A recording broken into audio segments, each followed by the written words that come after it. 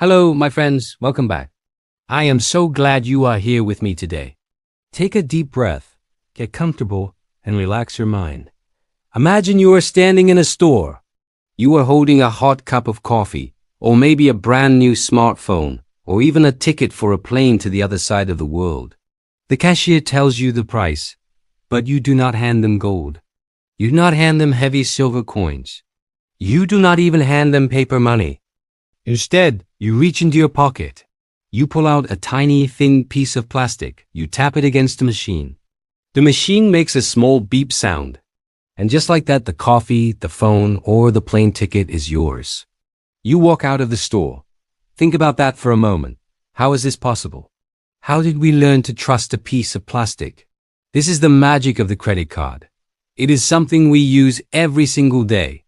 Millions of times a second, all around the globe, people are tapping and swiping these little plastic rectangles. But have you ever stopped to wonder where they came from? The history of credit cards is not a boring story about banks and math. It is a shocking story. It is a story full of forgotten wallets, wild experiments on whole cities, frustrated engineers, and clever psychological tricks played on the human brain. Today we are going to practice our English by traveling through time. We will learn how a simple promise changed the entire world. We will learn new vocabulary words to help you speak more fluently. Are you ready to begin our journey? Let us dive into the shocking history of credit cards. To understand the credit card, we must first understand a very important English word, credit. Credit is a noun. It means the ability to receive something now and promise to pay for it later. It is based entirely on another important word, trust. If I give you credit, it means I trust you. I believe your promise. You might think credit is a modern invention, but it is not. Credit is actually older than money itself. Let us travel back thousands of years. We are in ancient Babylon.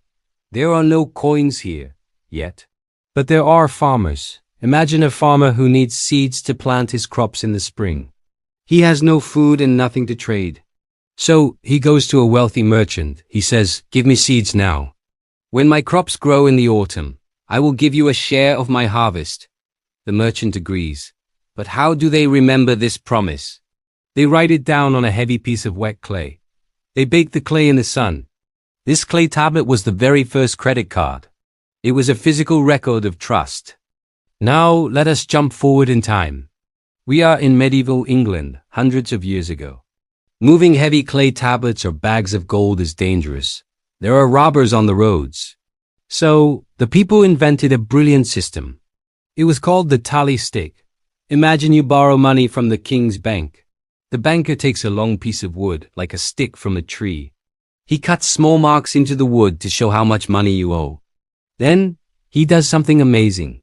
He takes a knife and splits the piece of wood perfectly in half, right down the middle. He gives you one half of the stick. He keeps the other half. Why is this so clever? Because wood has a unique pattern, just like a human fingerprint. No two pieces of wood break exactly the same way.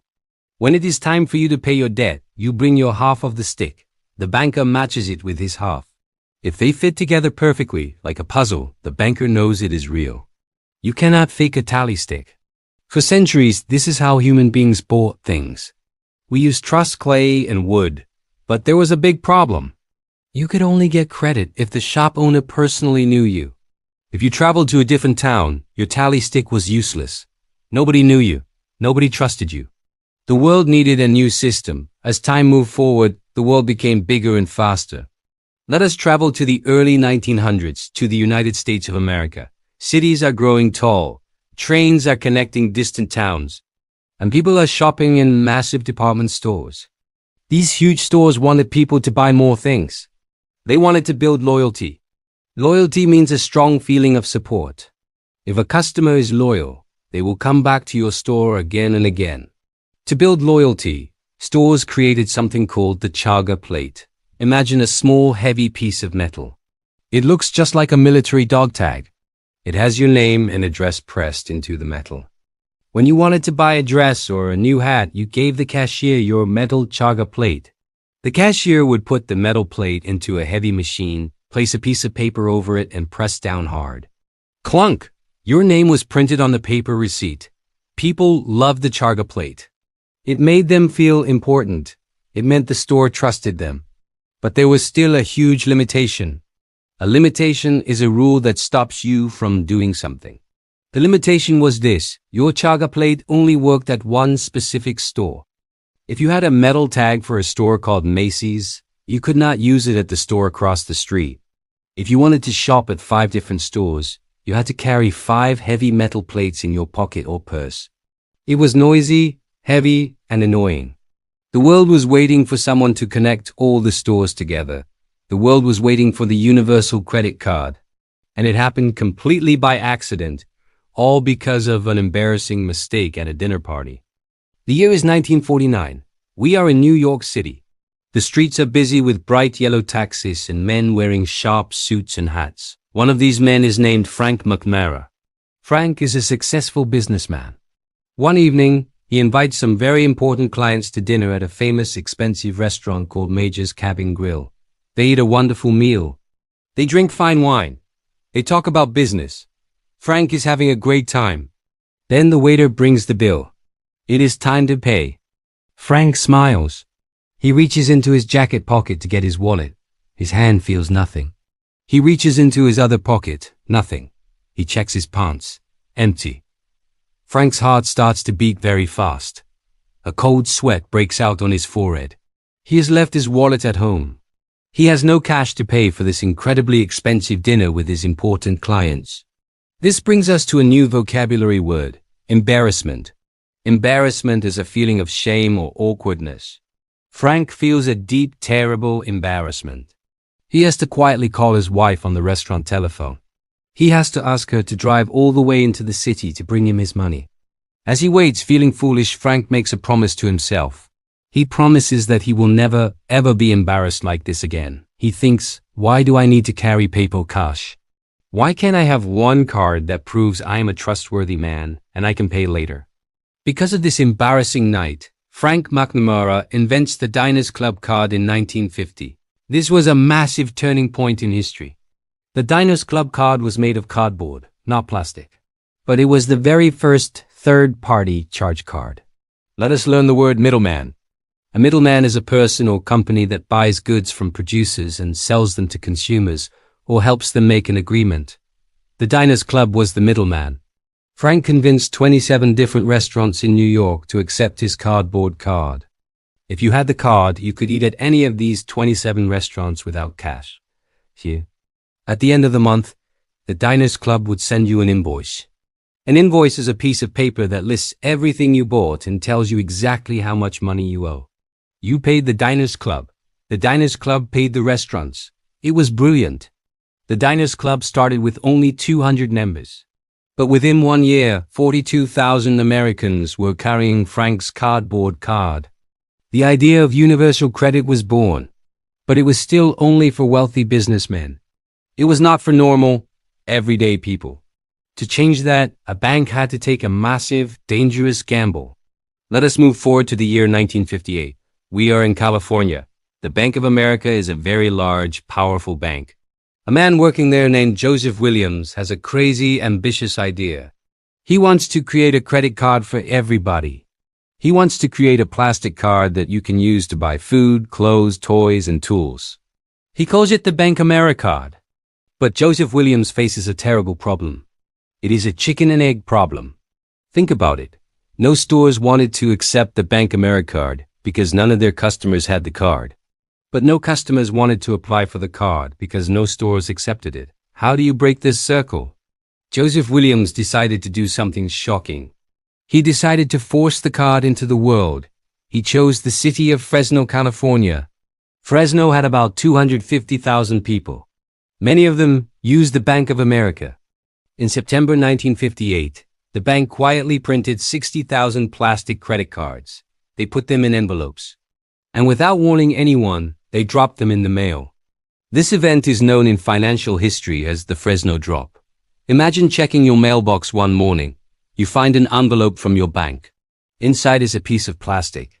A letter tells you that you suddenly have a $500 limit to spend anywhere you want. You did not ask for this.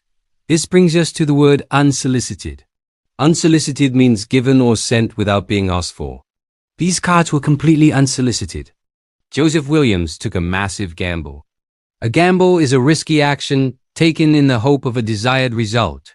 At first, the gamble was a total disaster. Total chaos hit the city of Fresno. Criminals realized what the bank was doing. Thieves followed the mailman. They stole envelopes out of mailboxes. This introduced a dark new word to the banking world: fraud. Fraud is the crime of getting money by tricking or deceiving people. Criminals used the stolen cards to buy televisions and expensive jewelry. Even honest people got into trouble. Normal citizens, suddenly holding free money, bought things they could not afford. They went into deep debt. The Bank of America lost millions and millions of dollars. The experiment was a failure. Joseph Williams eventually had to leave the bank. But wait, the story does not end there. Despite the fraud, despite the lost money, something incredible happened. After the chaos settled down, the regular people of Fresno realized they actually liked the plastic card. It was convenient. More stores started accepting it. Slowly, the system began to work. The Fresno Drop was a dangerous, messy experiment, but it worked. The Bank Americard survived, and it eventually changed its name to a word you definitely know today: Visa. The modern credit card industry was born from this wild gamble in California. By the late 1960s, credit cards were spreading across America. They were now made of strong plastic. But there was a physical problem.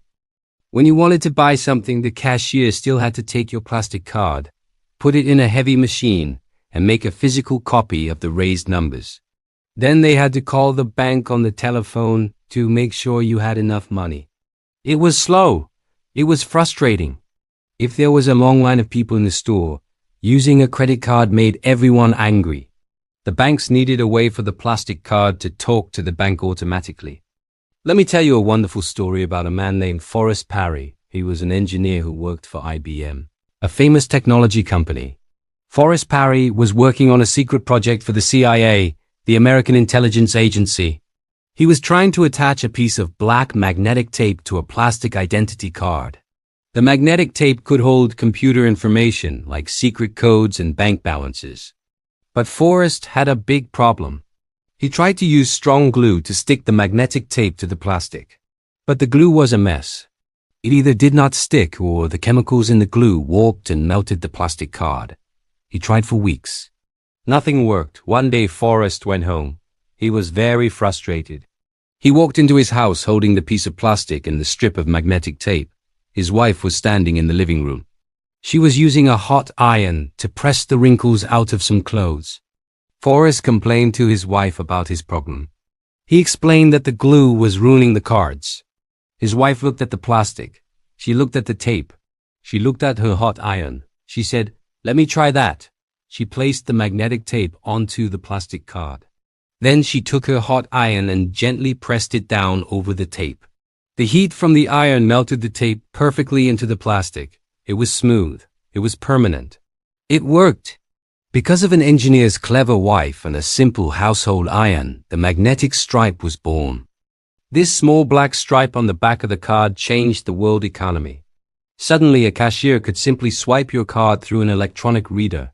The machine would instantly read the magnetic stripe, send a signal through telephone wires to a computer far away, check your account, and approve the purchase in 2 seconds. The world was finally connected. The magic piece of plastic was complete. Now, my friends, we must shift our story. We have talked about history. We've talked about technology. But to truly understand credit cards, we must talk about the human brain. We must talk about psychology. Psychology is the scientific study of the human mind and its functions. Credit card companies know exactly how your brain works. And they use this knowledge to make a lot of money. Think about this question. Why do we spend more money when we use a credit card compared to when we use paper cash? Scientists call this concept the pain of paying. Imagine you go to a beautiful restaurant. The bill is $100. You open your wallet. You pull out 5 crisp, green $20 bills. You count them out. 1, 2, 3, 4, 5. You hand them to the waiter. When you physically hand over paper money, The human brain registers a tiny bit of emotional pain. You are giving up a resource. You can visually see your wallet getting thinner. Your brain says, "Stop, be careful." You are losing money. But what happens when you use a plastic card? The bill is $100. You tap your card. Beep. The waiter gives your card back. Your wallet is not thinner. You did not hand anything away. The transaction is invisible. Your brain does not feel the pain of paying. The money does not feel real. Because it does not feel real, you are much more likely to order dessert. You are much more likely to buy the expensive shoes. This brings us to a very dangerous word: debt. Debt is money that you owe to someone else. Credit card companies want you to be in debt. If you buy something and pay the bank back immediately, they do not make much money. They make money through interest. Interest is the extra money you must pay to a bank for the privilege of borrowing their money. The credit card companies invented a brilliant psychological trap called the minimum payment. When you receive your credit card bill, it might say you owe $1,000. But right below that, in big letters, it says, minimum payment due $25. Your brain relaxes. Oh, you think, I only have to pay $25 today. That is easy. But this is a trick. If you only pay the minimum $25, the bank will charge you a very high percentage of interest on the remaining $975. Month after month, the interest grows. You might end up paying $2,000 for something that originally cost $1,000. The magic piece of plastic is designed to make you feel wealthy today, so that you pay extra tomorrow. As we come to the modern era, the physical credit card is starting to disappear. We are moving away from plastic completely. Today, you can load your card details into your mobile phone. You can use Apple Pay or Google Wallet. You can buy groceries just by waving your smart watch over a machine. The money is becoming even more invisible. But it is very important to understand that not everyone in the world views credit cards the same way. There are massive cultural differences. In the United States, credit cards are a way of life. Americans use them for almost everything. In America, you must have a card to build a credit score. A credit score is a number, like a grade in school. It shows banks how good you are at paying back money. If you have a high credit score, you can buy a house or a car more easily. If you do not have a credit card in America, it is actually very difficult to rent an apartment. But if we travel across the ocean to Europe, to a country like Germany, the culture is completely different. Historically, Germans deeply value saving their money. The German word for debt is Schulden, which is very close to their word for guilt, Schuld. In Germany, people strongly prefer to pay with cash or with a debit card. A debit card looks like a credit card, but it pulls money directly out of your bank account immediately. You cannot spend money you do not have. Many people in Germany culturally dislike the idea of borrowing money for daily shopping. This shows us that money is not just math, money is culture. Money is psychology. My friends, we have traveled a long way today. We started in ancient Babylon with heavy clay tablets. We saw the split wooden tally sticks of medieval England. We felt the heavy metal chaga plates of the 1920s. We learned about Frank McNamara's embarrassing dinner in New York, and how it led to the cardboard Diners Club card. We watched the Bank of America take a wild gamble, dropping unsolicited plastic cards into the mailboxes of Fresno, California. We met an engineer's wife who used her hot iron to stick a magnetic stripe onto a card, connecting the global economy. And finally, we learned the psychological trick of the pain of paying, and how invisible money makes us spend more. We have learned that the credit card is a fascinating piece of human history. But we must also remember a final lesson. A credit card is a double-edged sword. This is a great English idiom. A double-edged sword is something that has both favorable and unfavorable consequences. It can help you, but it can also cut you. A credit card is not good and it is not bad. It is simply a tool. If you use it wisely, if you pay your invoice in full every month, it is a wonderful tool. It protects you from fraud. It lets you travel the world, and it proves that you are a trustworthy person. But if you use it carelessly, if you fall into the trap of minimum payments and high interest, it is a heavy chain of debt. It all depends on how you choose to use it. I want to thank you for joining me on this journey. You have done a wonderful job listening today, and you have learned some powerful new English vocabulary. Think about your own life. How do you view the money in your pocket? Do you prefer the weight of cash or the magic of the plastic card? Would you like me to create a quick 5-question vocabulary quiz based on the words we learned today to test your memory? Let me know. Until next time, keep learning, keep practicing, and be mindful of your magical plastic cards. Goodbye for now.